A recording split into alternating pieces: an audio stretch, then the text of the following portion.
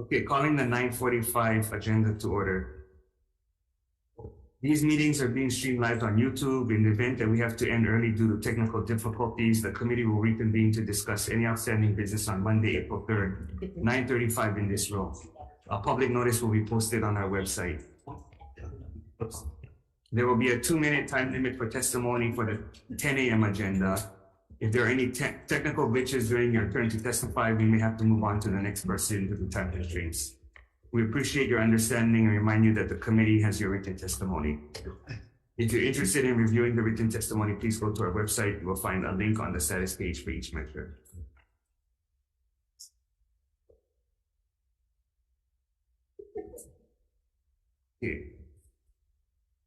Okay, first item is House Bill 307.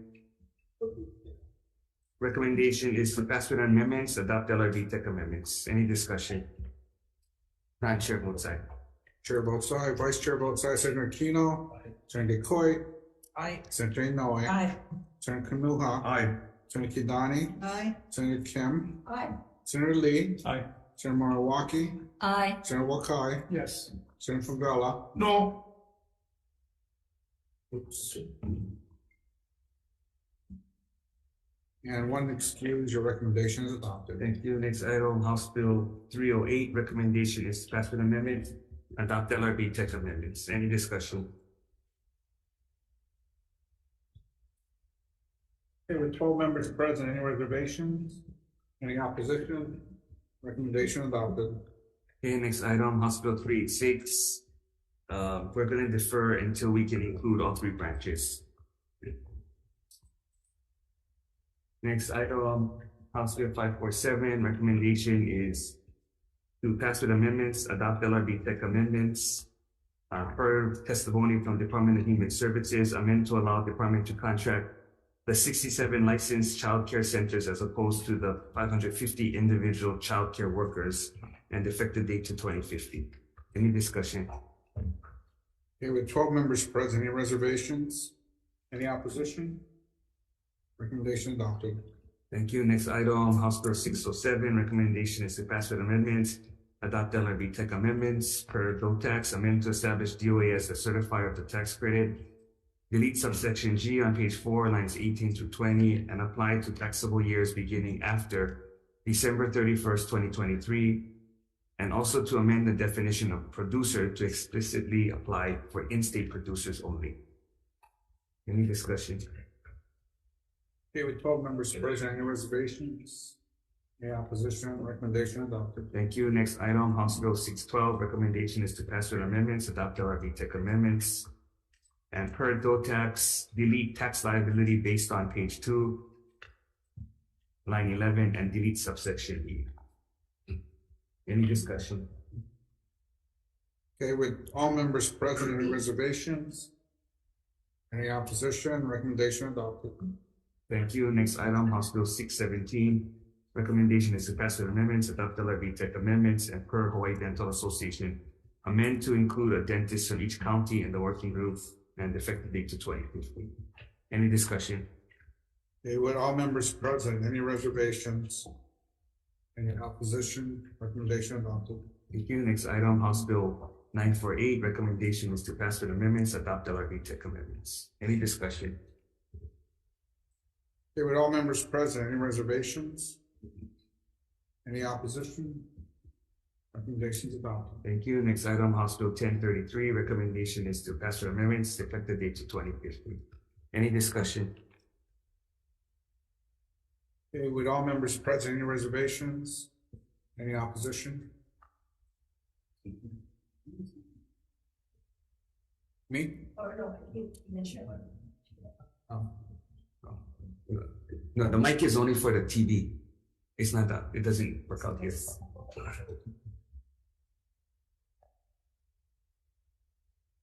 Okay, so for House Bill 1033, House Draft 1, recommendation to pass with amendments. With all members present, any reservations? Any opposition? Recommendations adopted.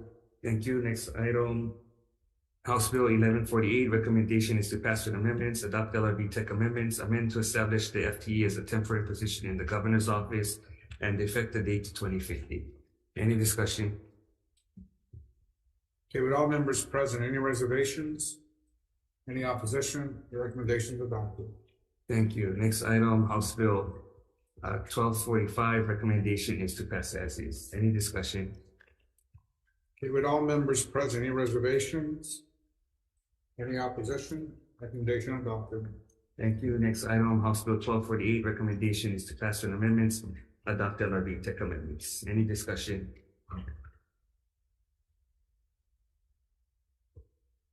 Okay, with all members present, any reservations? Any opposition? Recommendation adopted. Thank you. Next item, House Bill 1255, recommendation is to pass as is. Any discussion? With all members present, any reservations? Vice Chair Russell, reservations? Any opposition? Recommendation adopted. Thank you. Next item, House Bill 1329, recommendation is to pass with amendments, adopt LRB tech amendments, and per subject matter chair, amend to delete under the jurisdiction of the department on page 2, lines 4 through 5, page 2, line 13. Any discussion? Okay, with all members present, any reservations? Any reservations? Any opposition? Recommendation adopted. Okay, next item, House Bill 1385, recommendation is to pass with amendments, adopt LRB tech amendments, and amend to include the following language from Office of Hawaiian Affairs, that nothing contained in this section shall diminish, alter, or amend any existing rights, privileges, or practices of Native Hawaiian people, and include additional language for a ceded land working group as described in Senate Bill 1235. Any discussion? Okay, with all members present, any reservations? Any opposition? Your recommendation is adopted. Thank you. Next item, House Bill 1409, recommendation is to pass with amendments, adopt LRB tech amendments. Any discussion? Okay, with all members present, any reservations? Any opposition? Your recommendation is adopted. Thank you. Adjourn.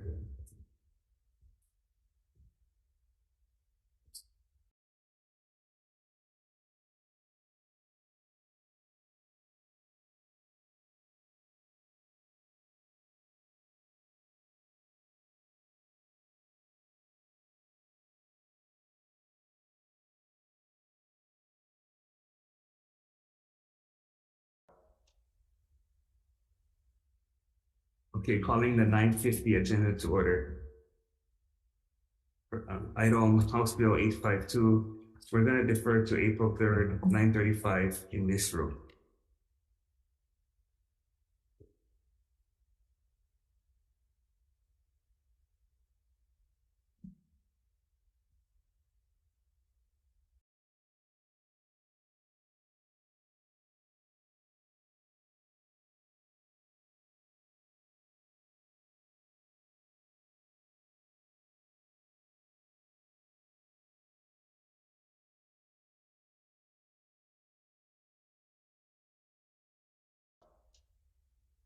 Okay, calling the 10 a.m. meeting to order.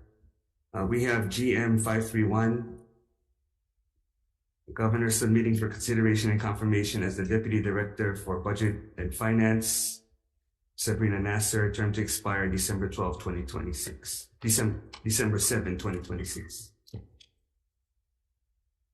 First one testifying, Tommy Johnson, Public Safety. Okay. In support, Governor's Coordinator on Homeless, James Kushiba.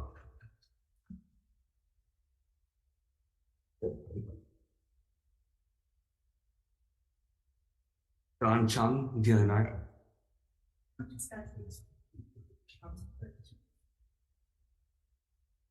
Oh, I guess it's supposed to be Don Chang. Somebody wrote Chung. Okay, Kali Watson, DHL.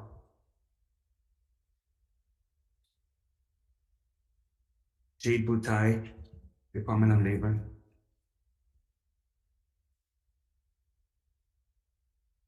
Amy Agbayani, Hawaii Friends of Civil Rights.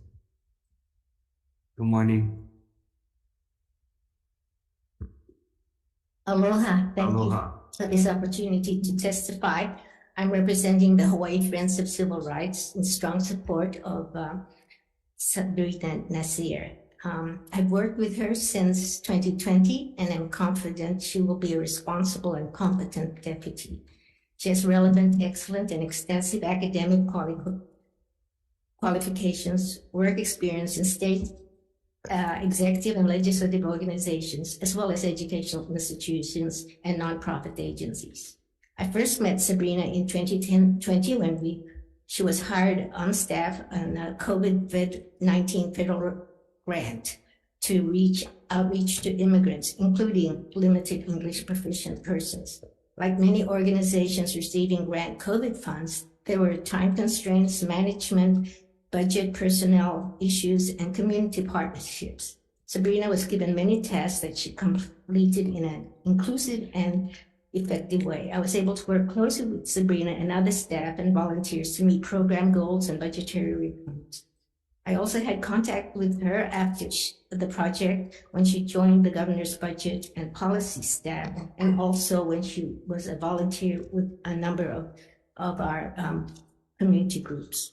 I feel that I have had ample opportunities to observe Sabrina's work ethic, competence, and ability to work effectively and collaboratively. She has a strong academic and research background that is useful in this position, and she is able to communicate clearly without jargon and actively seeks feedback and input. She's honest, humble, transparent, and knows how to work in a multicultural environment and community. As a woman, I would note that today is the last day of Women's History Month, and as an Asian American, Sabrina will add diversity to the cabinet. We need this diversity. I really appreciate her experience at the East-West Center related to diversity and inclusion policies, as well as her work on Title IX. Her credentials and life experiences will allow her to contribute her talents and perspective to meet agency programs. Thank you. Thank you. Fred Lam.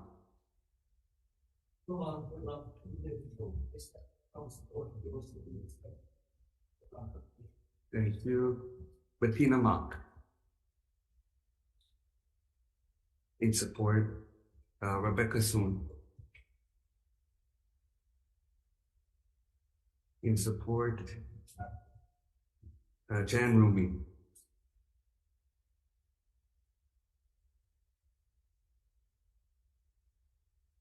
I'm Jan Rumi. I used to be the consulting department head for Grant Thornton local office, accountants and consultants. I have come to know Sabrina in a social gathering and also looking at her resume, detailed review of the resume as a consultant. I was looking at it, I was so impressed. So I was very motivated to come and out here to strongly support her nomination to be the Deputy Director for Department of Budget and Finance. My strong support is based on my detailed review of her resume, which is very impressive. Especially I was very much impressed with her involvement with the diversity, equity, inclusion, and Title IX coordinator at the East-West Center, and her various involvement with the various government agencies here that would make her job easier. So I respectfully request that you favorably consider confirming Sabrina Nasir as the Deputy Director, Department of Budget and Finance, State of Hawaii. Thank you very much. Thank you. Randall Nishiyama.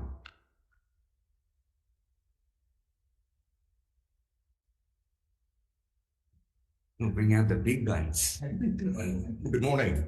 My name is Randall Nishiyama, and I'm speaking in my individual capacity today. I stand in strong support for the candidacy of Ms. Nasir as Deputy Director of Finance. As the Deputy Attorney General assigned to the Department of Budget and Finance, I've worked closely with Ms. Nasir. I found her to be intelligent and straightforward. In my opinion, she would make an excellent addition to the staff of the Department of Budget and Finance as Deputy Director of Finance. Thank you very much for this opportunity to testify. Thank you.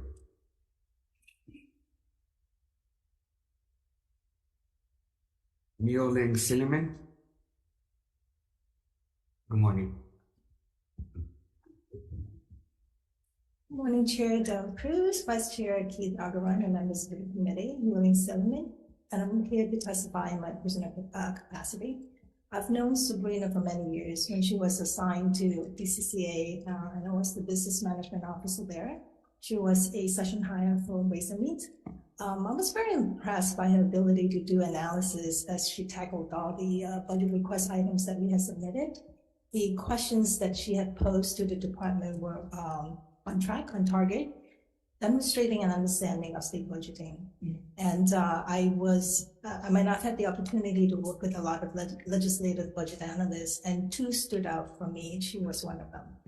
I was so impressed that I actually had attempted to recruit her after session, but she had bigger plans. So I've seen her grown in her capacity to take on higher level positions. I am impressed by her ability to, her people skills, her understanding of state budgeting, and most importantly, she possesses both qualitative and quantitative skills, something that I think will make her well suited for the position of Deputy Director of WAM. So I humbly, respectfully urge the committee to advise and consent. Thank you. Thank you. Luis Salaveria. Good morning, Chair, Vice Chair, members of the committee. My name is Luis Salaveria. I'm here to testify in strong support of GM 531 for the position of Deputy Director for Sabrina Nasir. You have my testimony in front of you. I won't go into detail, but what I would like to say is that, over the past 4 months, having been able to work closely with Sabrina, I have been unbelievably impressed with her intelligence, her work ethic, and the character that she brings to the department every day.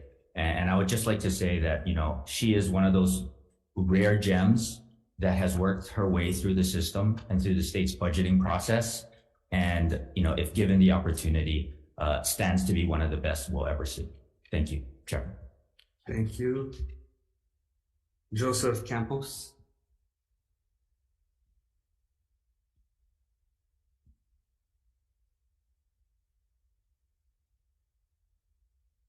Good morning, Chair, Vice Chair, committee members, Joseph Campos, here in my personal capacity, but my testimony is informed by my position as the Deputy Director for the Department of Human Services. I've had the opportunity to work with Dr. Nasir since September of 2021, and I have found herself to be deeply committed to the people of Hawai'i, and her willingness to work with other departments to help them through the BUF processes has been extremely welcomed.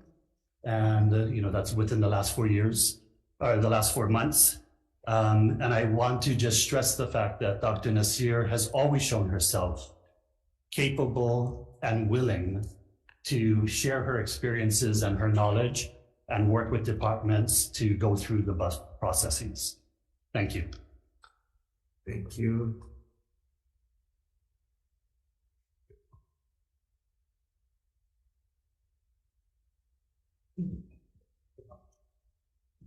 Matthew Devach. And the testimony of the report. Thank you. James Tate. Morning, Chair, Vice Chair. James Howard, Director Council, State Public Defender, and from court. Thank you. Okay, we'll hear from the nominee at the end. Tracy Van from Bond.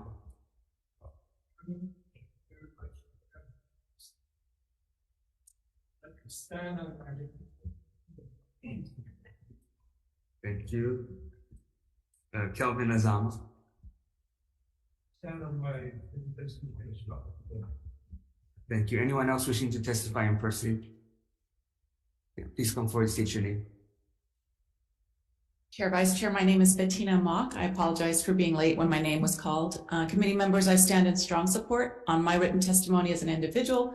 Having worked with Dr. Nasir closely on some COVID relief projects, I find her to be ethical, highly intelligent, efficient, and very fair to her coworkers and employees. Thank you. Thank you. Anyone else wishing to testify? Chair, Vice Chair, Blake Oshiro, Governor Senior Advisor. Apologies if our written testimony did not get in, but we are in strong support of the nominee, and I'll be able to vote for any questions. Thank you. And Liza Ryan Gill with the Hawaii Coalition for Immigrant Rights, and also I served as a consultant on the digital workforce grant in which Sabrina was in charge. As a representative of the governor, and in both times, and one instance that I really wanted to highlight is when we were working on getting CARES Act funding out to individuals who basically had no other recourse. We also employed laid off hospitality workers, mostly from the Local 5 union. And Sabrina spent many hours, oftentimes past midnight, working with these women, teaching them how to use Excel and how to use different programs to track their work so that we could have accurate reporting, but also to raise their level and empower them to get different jobs in the future. So I just wanted to highlight that as the kind of person that she is. She's not only capable of doing the work herself, she is compassionate and kind and very patient in order to teach this over the phone to folks who are operating in their second or third language. So thank you so much. Could not recommend her more highly. Thank you.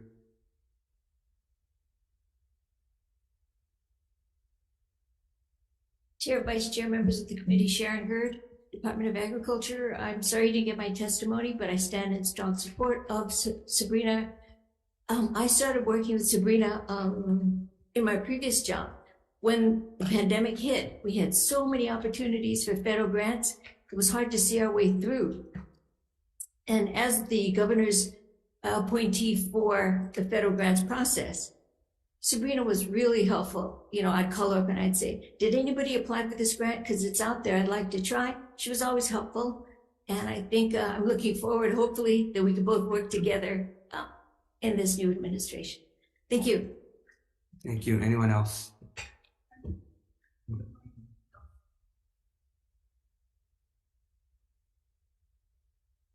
Good morning. Good morning, Chair and Vice Chair and committee members. I'm here from the multicultural organization. My name is Rafia Sinan.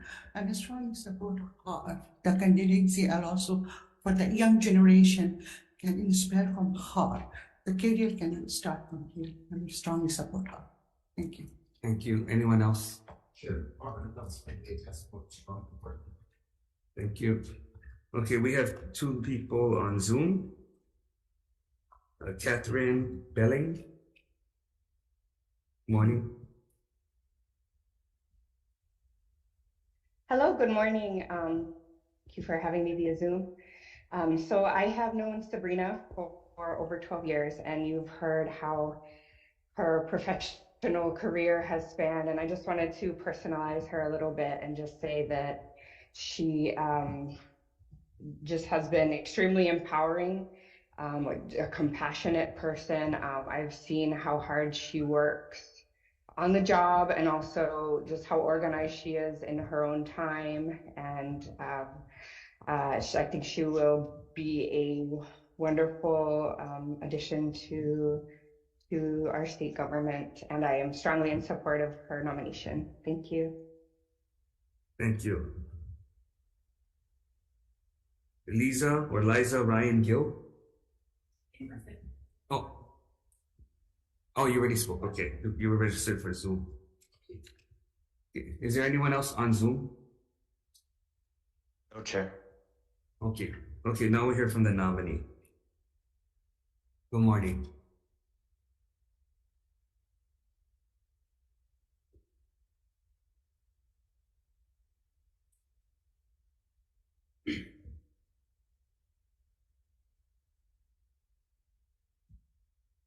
Aloha, Chair Dela Cruz, Vice Chair Keith Agron, and members of the Ways and Means Committee. I'm here today to discuss my goals, priorities, and vision for the Department of Budget and Finance as the nominee for Deputy Director. I want to start briefly with my background because it explains who I am and how I see the world. I am a daughter of working-class immigrants. I grew up in a single-parent household, and I am a proud first-generation college graduate. I mention this because my deepest passion and core mission in life is to do what I can to help reduce inequality. That is the core value that brought me into public service. In some ways, I grew up in the Ways and Means Committee. It was one of my first jobs after college. It is where I met and learned from some of you. And it is where I learned that state budgeting is policy. It's about determining priorities, allocating resources to best meet the needs of the community and to best serve the people and the taxpayers. It was also in WAM where I got a bird's eye view of the state, how the appropriation process works, which informs why and how I want to build the bridge between the legislature and BNF. Since WAM, I earned a doctorate where I focus on socioeconomic inequality in Hawaii. I started the Title IX and Diversity, Equity, and Inclusion programs at the East-West Center, as well as worked in the governor's office. During COVID, I created a program that distributed grocery cards and paid utility bills for low-income immigrants in Hawaii. I see the important role that budget and finance brings to the state and the scale and scope at which serving in this role as deputy could have. My priorities are to support the director and his policy direction and strategic initiatives, which includes improving communication with departments, stakeholders, and the legislature, improving efficiency within the department, and protecting the state's credit through sound financial decision-making. My vision for the department is simple. I imagine BNF to provide the best budgeting and financial services to the state, to be a department where the staff are empowered and uplifted because they know that the work that they do is paramount for the state to function effectively, and where we collaborate and support departments to facilitate projects and the delivery of government services. I am the right person for the deputy role because I have a strong collaborative leadership style and a desire to effectuate change. Most importantly, I want to do this work and I won't give up. I am a hopeless optimist for government efficiency, and my faith in government and public service is what I will rely on to keep me moving forward in improving the department's operations with the consultation and expertise of our many dedicated and hardworking staff. Thank you very much for the consideration of my nomination. I'm here to answer any questions you may have. Next question. Yeah, I have a question. In front of you, I put down one of the executive memorandum, and I don't know if you checked your email last night. It was pretty late, but anyway, part of what you talk about in your questionnaire responses is the third goal for the department. Yes, so I am very familiar with this executive memorandum. It's dated from 1997, and this is one of the memorandums that we would be looking to update in the department. And so one of the goals of the department is to improve the departmental operations. What that includes and entails is reviewing our policies and establishing a regular cadence in which all of our policies are reviewed. So in this instance of this, the CIP memo, we're still operating off of the same guidance. Which is what surprised me when I found out that that was still there. Yes. Because I served in the administration last century. And yes. Yes. And obviously some of those things are probably still valid, but the fact that it impacted the implementation of what the legislature was trying to do last year with GIAs, yes, in which we used all general funds, yet because a certain CIP, some CIPs were designated as CIP, the departments were basically applying that memorandum to say the money couldn't be used. They were, and you are correct, Vice Chair, and that is actually, looking at that memorandum is one of the first things that the director and I reviewed in December. And we have already talked to the budget administrator about this memorandum. And this is. Yeah, he might actually have been involved in writing it. If I believe he was involved in writing the lion's share of the memorandums, yes. So I'm glad you're going to do that. There's probably others that I hope there's, I mean, I guess there might be others floating around that may be earlier than that. Yes, potentially. I'll check if there's something before 1997, but there are several that are from the early 2000s, and those all need to be reviewed. And whether or not the substance will change, it could still be reviewed and updated and noted that it's been reviewed as of this date. And I think that probably all should be baked into, if you're going to be adopting technology, sometimes technology can be as blunt an instrument as this memo. And you might want to make sure there's some nuance in it so that people have some discretion in making sure that it makes sense to apply. Exactly. Thank you. Yes, thank you. Senator Milwaukee. Thank you for your service, or expected service. I have a question on the program memorandum in terms of 3720. We talked about 3770.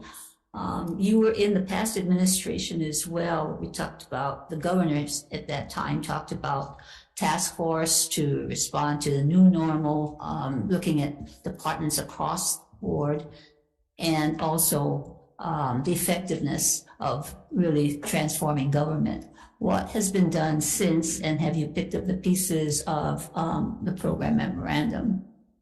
Thank you very much, Senator, for your question about the program memoranda. So essentially the progress that's been made is that the department submitted a program memoranda, which had not been submitted, I believe, in over a decade. But as you go through and read the program memoranda, which was compiled prior to me joining Department of Budget and Finance, you'll see that there's a lot of room for improvement. So it's essentially, it varies quite a bit in terms of what the departments included. And so the program memoranda is something that we want to work on with the departments. But in order to create an effective program memoranda, which is a very useful tool, for budgeting and our, program planning philosophy, we need to provide more training on how to develop measures and metrics to assess programs. In relationship to that, the budget requests that come in have measures of effectiveness, and I read through them, and some of them, they're just really list of activities. Yes. What are you doing in terms of relating that to the program memorandum and looking at how we have outcomes, and especially as you talk about serving the public? Yes. What is budget and finance and the departments doing about that? So budget and finance's role is we collate the variance report, which has the measures of effectiveness, and then also the program memoranda, which those measures are included in addition to prospective measures. And the role of budget and finance, as I see it, is that we should be providing more training and support to the departments to help them develop appropriate measures, because as you've noted, some of them are absent, or some of them don't actually reflect the work that the staff have control over.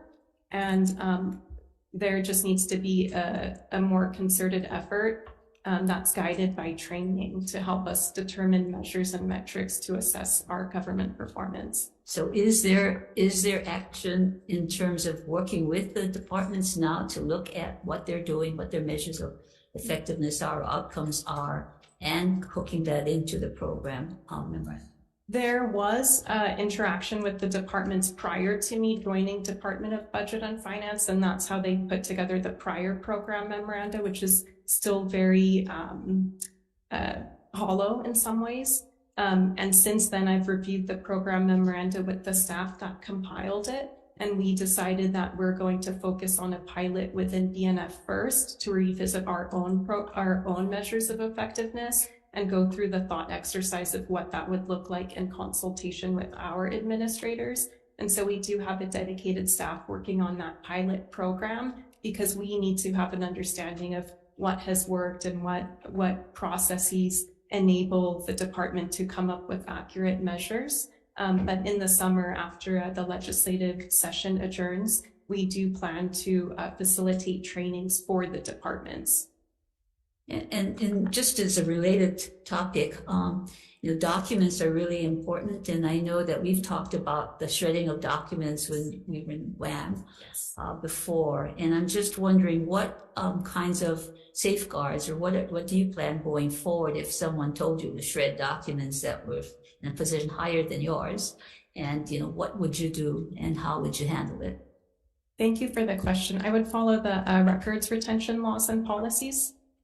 What was that? The DAG's records retention laws and policies. And it requires you to retain everything? It depends on the type of document. So in the executive branch, that's what we used, and that's what we used in Governor Ike's in the last year that I was part of his administration. And it's pretty clearly laid out. There's it goes over a variety of different documents and what the retention and disposition timetable is for each document. Thank you, Chair. Thank you. I guess I'm perplexed because you say you understand what the retention was for documents, but yet you still, in your response here, well, the question was, prior to your departure from Ways and Means in 2017, why did you discard, delete, and destroy all working materials that belong to the committee? Would you purge materials that belong to Budget and Finance if you were terminated or your appointment ends? And you say the former WAM Chief of Staff directed employees to remove working materials. Who was the former WAM Chief of Staff? That was Calvin Azama. And did you know at that time what the retention requirement was? I do not believe there was a retention requirement for the work products or the working materials. But on that note, I do sincerely apologize to the committee because I understand that there was some difficulty because of the transition. And I do find that to be unacceptable. And I do apologize if, for all issues related to the transition. Did you think it was wrong when you did it? I was following the guidance of my supervisor. That's not answering my question. In terms of what are you asking what I personally discarded? I'm asking you if you thought it was wrong to do what you did, to discard material that was important. I think it's wrong that the committee was impacted, and I do not think the committee should ever be impacted from a transition. You're still not answering my question. Did you think it was wrong what you did? I discarded materials that I believed were following the guidance of my supervisor. And in that regard, I was, at the behest of my superior. So you didn't think it was wrong? You just did it because your supervisor told you to do it? Yes, correct. So if someone told you now, a supervisor or somebody else higher than that told you to do something that you knew was not right, you would do it? I would never act unethically, and I would always be following laws and policies. Can I follow up on that?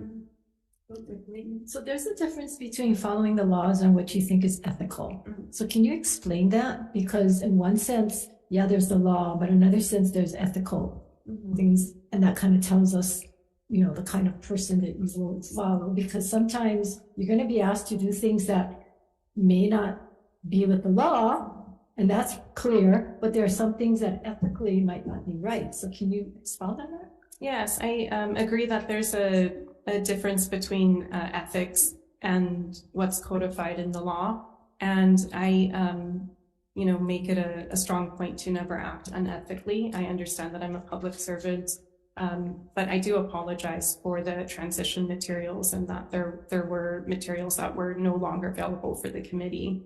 So do you think that it was unethical to do that, to destroy the materials, despite the fact that, you followed what your higher ups told you to do, but did you feel that it was unethical to do that? I don't believe You're not referencing the actual ethics code, right? Just as a human No. actor, just what if I felt that it was Yes, morally you're unethical? more Yes, I do feel that it was morally unethical to do anything that would harm the committee.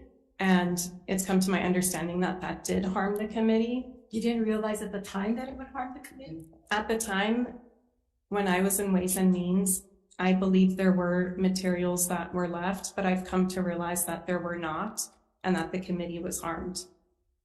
So all of the things that you shredded, you did not think that without it, that the committee would not be harmed? There are materials that we routinely discard. Paper materials, worksheets, and those items are routinely shredded. So in terms of those, I'm not sure if I actually shredded any of those, but those were shredded. And I did not know that the committee would be harmed by that. But I've come to realize that the committee was harmed by the absence of working materials. I guess I have a hard time squaring that, because the fact that you delete and you take away all of the history sort of that went on during that session, whether it was worksheets or not, just morally, ethically, that you didn't think it would harm the committee, that they wouldn't have that history and that information to work on going forward. At the time, you didn't think it would harm the committee?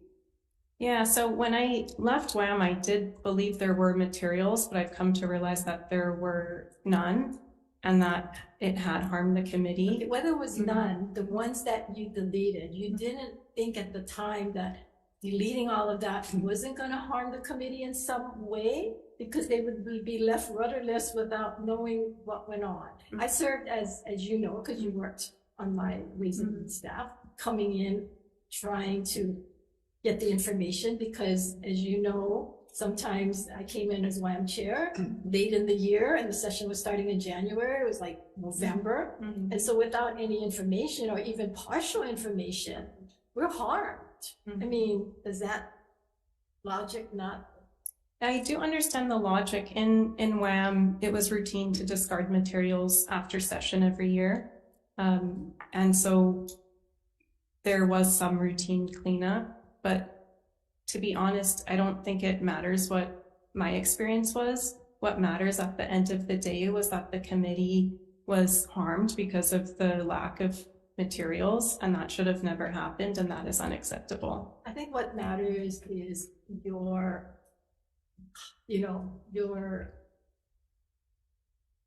what am I trying to say? What you believe is right or wrong, and going forward, I mean, that follows you wherever you go, and I think that's this problem or concern we have.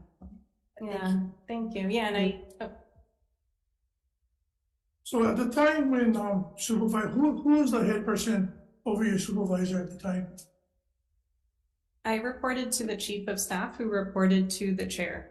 Who was the chair? The chair was Jill Takuda. Okay, and the reason why I'm asking this is that even though you was requested to do this, you didn't think to try to talk to anybody in going forward if that was the common practice. Session is over when it comes to WAM to delete everything. You never asked Jill, you never asked anybody else in the department. You just put to one person's request for you to do these things, and you never think to go and ask the chair of WAM if this is ethical or this is something that we normally do, or it was just something to do because everybody was out and it was going out and they decided to just delete everything. I did not ask the WAM chair. I followed the request of my supervisor, and from my own experience in WAM, I know that it was routine to remove and discard documents. So before Jill came in, all the documents was removed and deleted? The documents that showed the prior chair's decision-making were? That's not what I asked everything. Because what I'm hearing is that everything previous when you guys left was deleted. Exactly, and that is unacceptable. So no, not everything was discarded when Jill became the WAM chair. Not everything. All right, thank you, Chair. Any further questions? Yeah, just to follow up, just to clarify exactly what we're talking about. There's been talks about deleting. You've been talking about shredding materials, which was routine. I think some of the questions that are being raised is because apparently the computer files were deleted. Were you involved with that? Yes. And was that routine? Yes. Every Certain materials, yes. Would you have been involved in deleting all the computer files? No. Do you have any idea who else was involved in deleting files? All of the staff. So roughly maybe about 20 people. So at the end of that session, there was a systematic deleting of all files? Yes. Can I just ask? So when you worked for WAM, did you delete files under me as chair? Yes, I believe we did, and we were instructed to before we left. Instructed that, because I've never instructed it. The budget chief at the time, and I was instructed before leaving actually as a session hire. So to clear out our unnecessary files from the WAM share and to also shred the binders. I believe at one point in time in WAM, we kept 1 year prior, but then that, I believe, we stopped over time. I'm gonna have to follow up with my budget chief at the time and Okay. ask them, because I never gave that order. Sorry. I have a follow-up question. So did you have employees directly reporting to you at that time? Yes. And did you instruct them to delete files? No. So you did the deleting yourself? No, I believe it was the chief of staff who directed everyone. Directed those that reported to you were Yes. directed by the chief of staff? Yes. That's you. my understanding.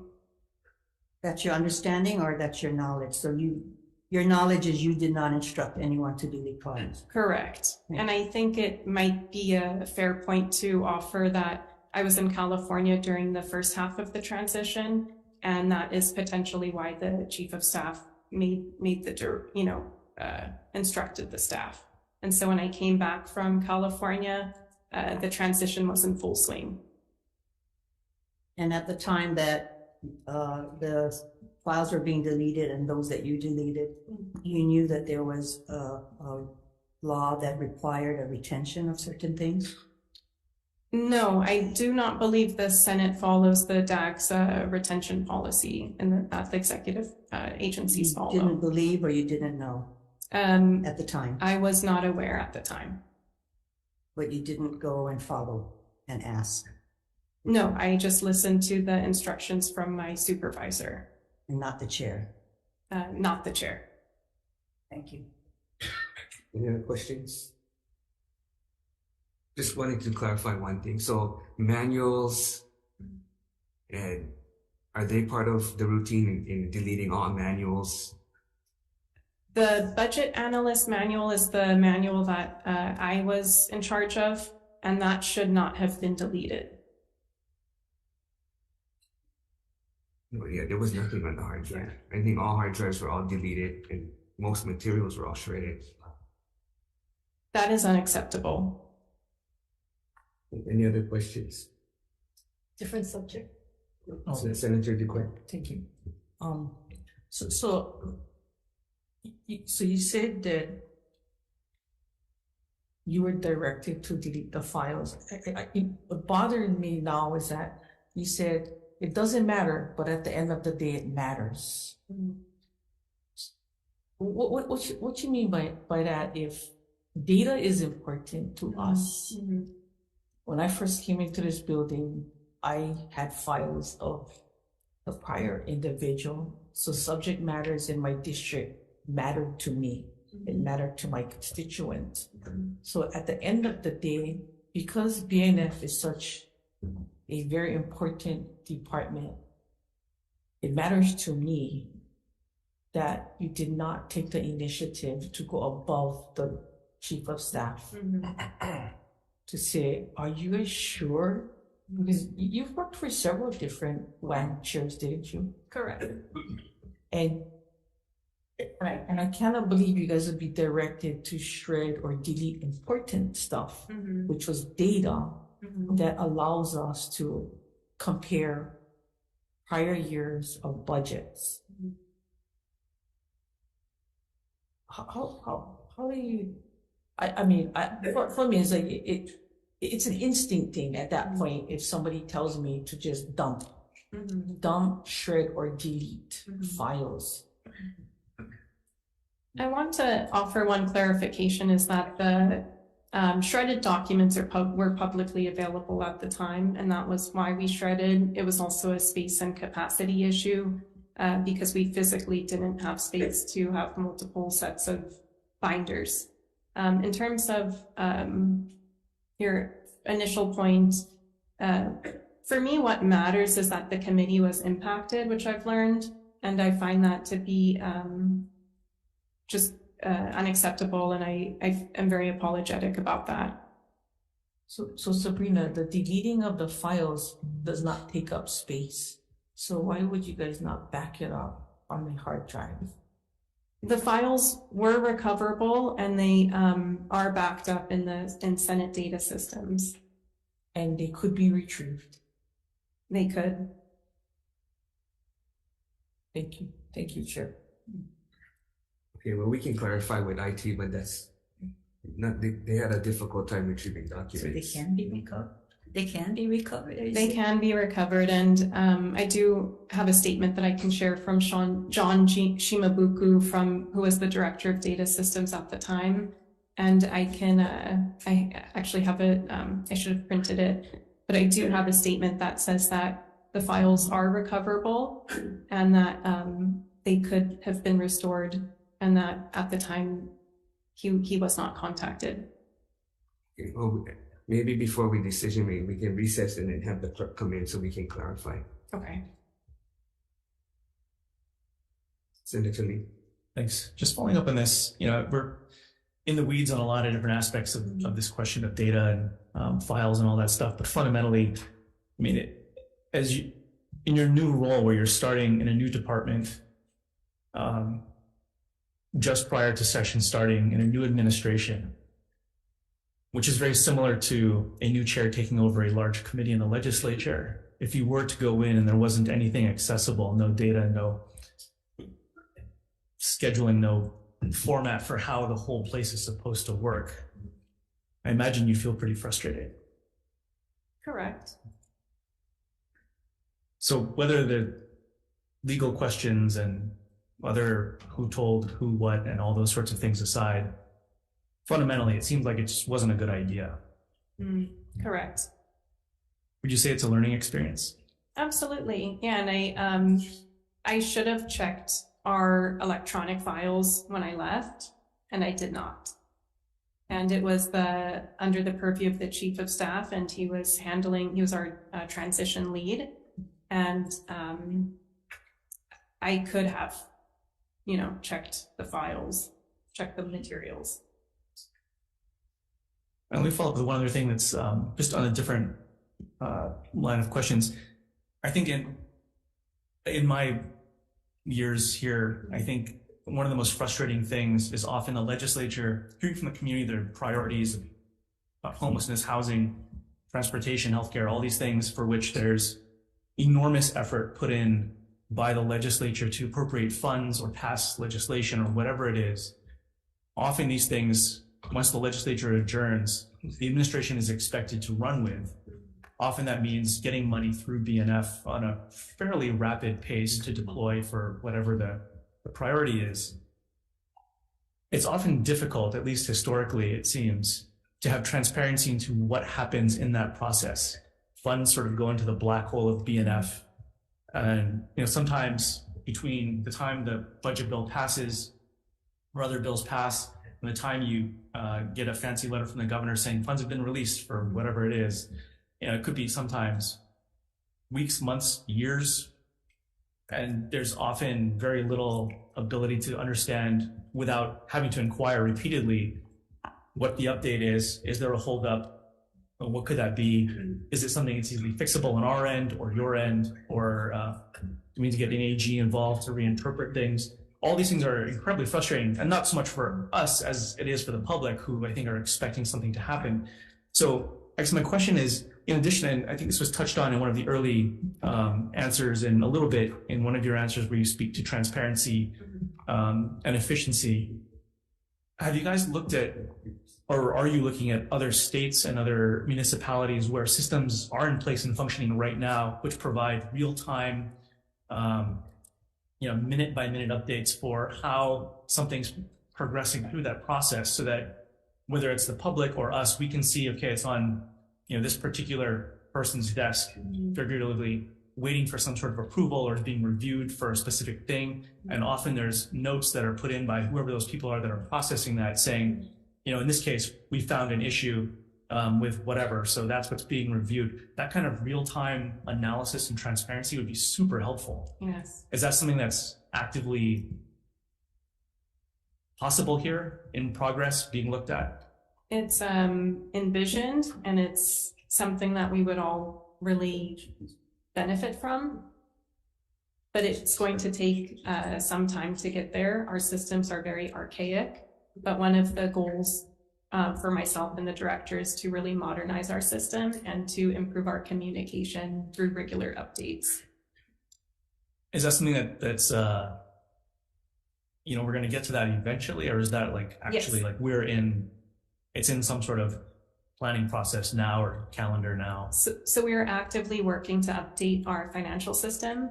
And when we have an updated financial system, the entire state will see market improvement in terms of being able to understand the status of expenditures. So it is something we are actively working on. So it is in active progress, yes. Thank you. Thank you, Chair. Yeah. Question. Yes. Thank you. Thank you, Sabrina. And just to follow up, to add to the previous speaker with regarding issues or things that pass the legislature for a certain period of time, and the time it takes for the approval process after we've adjourned. And let me share with you an email I received yesterday from a constituent. And this says, and this came from the floral industry, and they received a GIA for 2022. Okay. And we are still attempting to contract. We are currently working with Department of Labor's Office of Community Services, and we're having some difficulties in getting contracted. We're also attempted to make sure we encumber the funds so that we're not contracted by the June 30th deadline.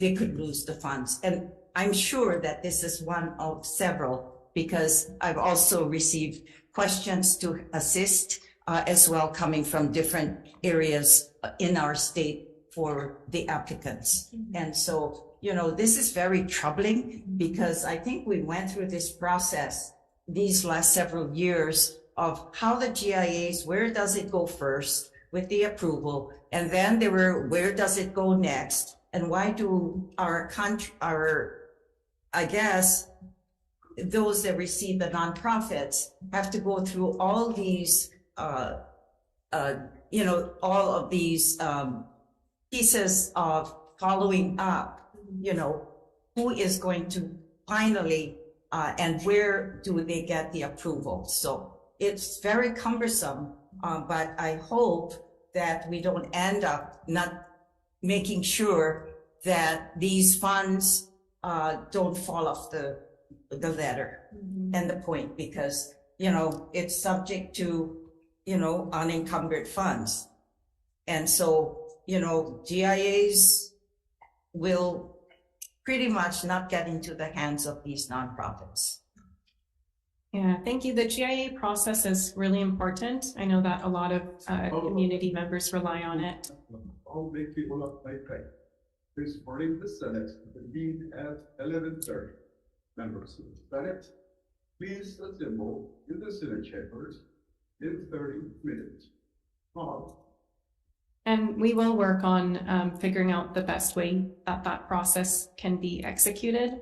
I know that there's been many different ways that it's been executed over the years, whether it's funneled through certain singular departments or spread out across many. And that's a process that we need to work on. The 2022 GIA process was especially slow because there was some months where it was uncertain whether the GIAs would be released. So who makes the final decision if the funds haven't been put out and the funds may lapse? Who makes that decision? Those funds lapse if they have not been, if a contract has not been executed with the grantee. And so that's just a follow-up. All those contracts, does it have to be approved by the AG's office? I can follow up, but I believe an AG looks at the GIA because it seems like some of them have been sitting on the AG's office desks, I understand. And that's where one of the problems that we have in releasing the funds. Understood. Thank you, Mr. Chair. Just a follow-up question in terms of timeline. When the budget is released, it takes a few months before it actually goes to the departments. And is there a process that you're looking at now, as following up on Senator Lee's question, of streamlining that process and expediting so that the services can start sooner? And in the GIA, if in fact if they have another contract coming in, is this current one lapsing and will they get funding for the next one? I think there's concern about those kinds of services that are in the public and whether you can look at that and do you look at that or who looks at that to make sure that services aren't cut off? So the budget execution policies include information about how the money will be distributed for the GIA process. And that is one of the policies that we will be looking at. That's one of our cornerstone policies that affects all departments in terms of the process for releasing funds after they're appropriated by the legislature. Because many of these are services that we don't want to see disruptive. So in terms of looking at that, policies going out to the departments are really important as well. Correct. Yes. Senator King. Thank you. Sabrina, I wanted to talk briefly about something we talked about when we met, and that is the S397 issue with BNF. So S397 is where BNF was paying the fringe for the University of Hawaii for about $20 million. Over the years, it was more, less than it for $20 million, where there is a law that says that any special funds that they pay, that entity pays the fringe. And yet for the university, BNF was paying the fringe, but there was no statutory authorization to do so. And that went on for over a decade until it was brought to my attention by somebody at the university, and I brought it up. And then the governor went on to do an executive order, which was clearly in violation of the law. And so as a member of BNF, if you saw that this was going on, what would you do? I would alert the director. Okay, but the director is the one that's doing it. Then I would alert the governor to make sure that he's informed. Okay, would you alert the legislature? I would alert the director and then the governor, and I would urge the governor to talk to the legislature. And I believe the governor and the director are all well aware of S397, and we are putting a stop to it as of June 30, 2023. Right. So it was finally acknowledged that it is in violation, and yet the governor had an executive order issued by the attorney general who failed to even acknowledge that there in fact was a statute that prohibited that to go on and allowed it to go on. So what do you do in that case when clearly they're violating the law? So I believe the question is, what if the director and attorney general and governor in the executive branch are violating a law by continuing to fund the fringe benefit costs for special funded positions that the UH should be providing the fringe costs for? And if I was the deputy at BNF and I was made aware of that, I would try to alert and urge the AG and the governor and recuse myself and urge that they talk to the legislature. And if they do not talk to the legislature, I may seek, other actions. Okay, but you wouldn't let us know. you wouldn't come to us and tell us? No, if the governor was unwilling to speak to the legislature, then I would be put in a position where I would have to go to the legislature myself and make sure that they knew. Okay, I would hope so. Thank you. And one last question. So I'm looking at your resume, and the resume that was sent down to us from the governor's office and the resume that's on my desk now is a little bit different. And so there's one area that you had listed on the resume that I received from the governor about SN Consulting, Yes. where you're the principal, and you were doing that from August 2020 to current. Yet in the one I received here is somehow deleted. Yes. And it's not on here. So can you explain what SN Consulting is and why it's not in both of your resumes? Correct. Yes. SM Consulting is a sole proprietorship that I started in 2020 as a response to COVID. And I used that sole proprietorship to be a contractor with the legal clinic. And so when I listed the SM Consulting experience, it seemed very broad and it didn't actually give any details for the work that I've done. And so I listed it as the client that I worked with as a contractor, the legal clinic. So the legal clinic is the work that I did through SN Consulting. Okay, so in this resume, so it says you're doing it currently.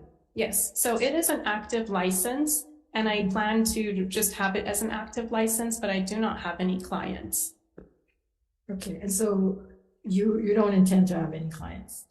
No, I do not intend to have any clients. Okay, thank you. I had a question. What motivated you to contact John Shimbukuro? I contacted John Shimabuku because I was made aware that all the files or all the working materials were removed. And I wanted to confirm my knowledge that the files were recoverable. And I wanted to, just talk to him about it and that entire process, because my recounting of the transition, it was a bit chaotic, and it was hard for me to recount details. And I felt, just very, very sad and just very sad hearing that the committee didn't have any working materials. And so I asked John Shimabuku. So when did you contact him? I contacted him, I'm not sure, maybe a month or two ago, maybe a month ago. Yeah, and I had worked with him for many years, and he was a close colleague. And so, with that, it was because of the working materials and because I was just, aware that there were no working materials. Okay. Senator Favela? Yes, I'm sitting over here and I just trying to come to a conclusion. So, you was finishing session and the chair was going out, and you never continued to work for the new chair, or the incoming chair at the time that was taking over WAM. I believe I did, maybe for a week or two. Okay, the only reason why I'm asking, because I just tried to see what took place that your supervisor, your immediate supervisor, had directed you to do what you did without having the chair's say so. Senator Kim just said that as her being WAM chair, she never directed anybody, but you're saying somebody else would direct and you was under her. So I just wanted to know what was transpiring, because I'm hearing conflict of interest. I'm not conflicted testimony in other people that I talked to was because the direction of the chair was directed to you guys because she was getting removed as WAM chair going into coming up. So she directed you guys. So I just looked at this as that if you felt at that time that you was being directed because the chair at that time was being vindictive and wanted to wipe everything out, did you look into anything like that? Because that's what I'm seeing, because you're saying it's recoverable, but then you're hearing different. And as we're speaking here, I'm getting on my face thing or whatever, some text coming in from my regular phone that it was I don't like to use the word hostile, but it wasn't a great transition for the chair in leaving WAM. So I just want to know if you had that intuition that the chair and the people that was affiliated with WAM didn't have the same feeling. So that's the reason why you guys was directed to do that. And I know you're apologizing now, maybe that you're just a pawn in the pool, but you didn't think at all at that time that that was a situation with the previous chair leaving on circumstances that wasn't happy. I found out about the transition through a text message when I was in California. And when I came back to Hawaii, it was full swing. I personally did not get the impression that I got from the staff is they were looking for work, and they were, kind of, I think, scrambling to find their next job. I don't feel that the staff or the chair was vindictive from my perspective. No. Thank you. Thank you, Chair. Okay, we're going to recess for decision making. I think it'll give us some time to talk to IT and the clerk to answer some of your questions. So we'll reconvene at 1 p.m. for decision making. Okay, recess.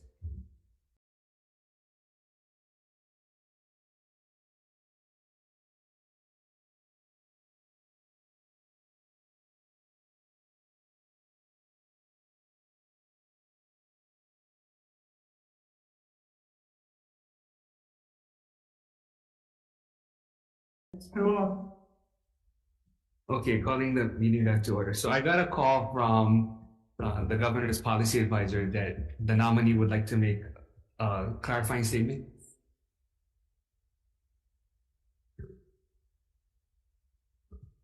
Thank you to the chair for allowing me to make a clarifying statement. Sabrina Nasser, Deputy Director nominee for Department of Budget and Finance. And the clarifying statement that I want to make is that I wanted to say that I personally am very sorry for my part in discarding materials during the 2017 transition. And I'm just very sorry to the chair and to the committee for my part that I've played. Can I ask a follow-up question? Yeah, good. So earlier, when I asked you, did you shred materials when you worked for me, and you said yes? Mm-hmm. When did you do that? I believe we did that sometime between May 1 and May 15 of 2010. And who told you to do that? It was the budget chief. Who was? Rod Becker. Rod Becker. Yes. Because I did check with other staff that worked at that time, and they don't recall shredding anything. And I did talk with Brian Halleck, who was my chief of staff, and he left because I was still chair. I didn't, and you didn't even work for me at that point, because I didn't give up the chairmanship until November of that year, because then Senator Ige got it because we reorganized. So I was still chair during the time. Yes, you were the chair in so 20. Why would you shred my documents when I was still chair? I believe it was budget forms or materials like that where we had electronic files. Yeah, but I would defer to the budget chief's memory because he would have a better recollection than I do. But I do remember at the end of every session we would routinely shred some materials. Without the chair's knowledge? I believe because so. Why would I want any of my materials shredded when I had every intention at that point in time that I would continue to be WAM chair? I believe the budget forms were largely seen as staff files, so I don't believe that you ever used the files that we had, the binders that we had made. Okay, I'll just take issue to the fact that things were shredded or deleted. And was things deleted from the computer as well? I don't recall. Yeah, I would defer to the budget chief. Okay, that's for his recollection. Yeah. Thank you. Thank you. Okay, so chair's going to recommend, that we advise and consent. However, I will be voting with reservations. We heard from a lot of the testifiers. I respect people like Randall Nishiyama, who do a lot to protect our state and help our state. I think on her professional skills, her technical skills, I think it seems like it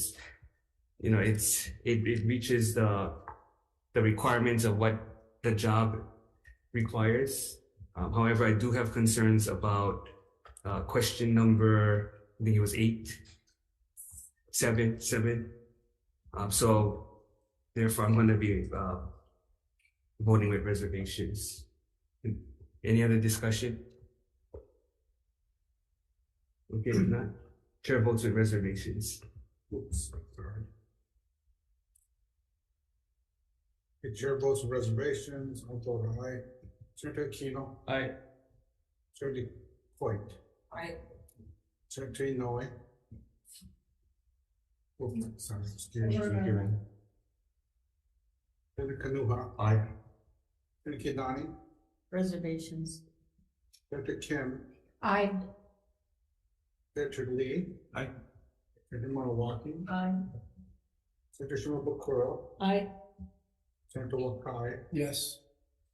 Senator Favela. Reservation. Recommendation adopted. Thank you. Adjourned.